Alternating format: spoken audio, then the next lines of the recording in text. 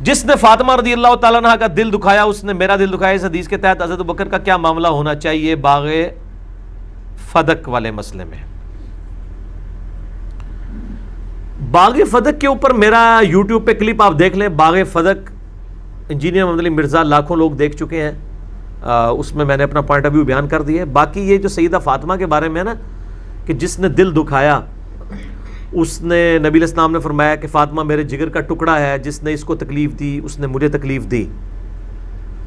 تو یہ اس صورت میں ہے جب کوئی ناحق کسی کے ساتھ کرے. باقی یہ نہیں ہے کہ سیدہ فاطمہ کا حضرت علی سے کبھی اختلاف نہیں ہوا تو یہ حضرت علی پہ کیا ہم فٹ کر دیں گے. اور یہ حدیث تو آدھی ہے, یہ حدیث اگر آپ پوری پڑھیں نا بخاری اور مسلم میں, اور صحیح مسلم میں پورا اس کا کانٹیکسٹ موجود ہے سیدہ فاطمہ کے فضائل والے چیپٹر میں, کہ حضرت علی نے یہ ارادہ کیا کہ ابو جہل کی بیٹی کے ساتھ نکاح کرے. حالانکہ اسلام نے 4 شادیوں کی اجازت دی ہے, اس وقت تک کافر کی بیٹی کے ساتھ نکاح بھی حرام نہیں تھا, لیکن نبی علیہ السلام نے حضرت علی کو منع کر دیا. انہوں نے آگے سے نہیں کہا کہ 4 اسلام میں شادیوں کی اجازت ہے, اور یہ آپ فرمایا کہ اللہ کے نبی کی بیٹی اور اللہ کے دشمن کی بیٹی ایک عقد میں نہیں رہیں گی. اور آپ نے فرمایا کہ فاطمہ میرے جگر کا ٹکڑا ہے, جس نے فاطمہ کو تکلیف دی اس نے مجھے تکلیف دی, اس چیز سے فاطمہ کو تکلیف ہوگی. یہ صرف سیدہ فاطمہ کے لیے ایک پروٹوکول ہے اس حوالے سے. تو سیدنا علی نے پھر دوسرا نکاح جو ہے وہ ترک کر دیا, ان کی زندگی میں نہیں کیا, اس کے بعد کیا ہے. یہاں لوگ ہوتے کہتے ہیں جی انہوں نے روح بھی تڑپے گی, میں نال لوگ گلا کروں گا, روح نہیں تڑپی.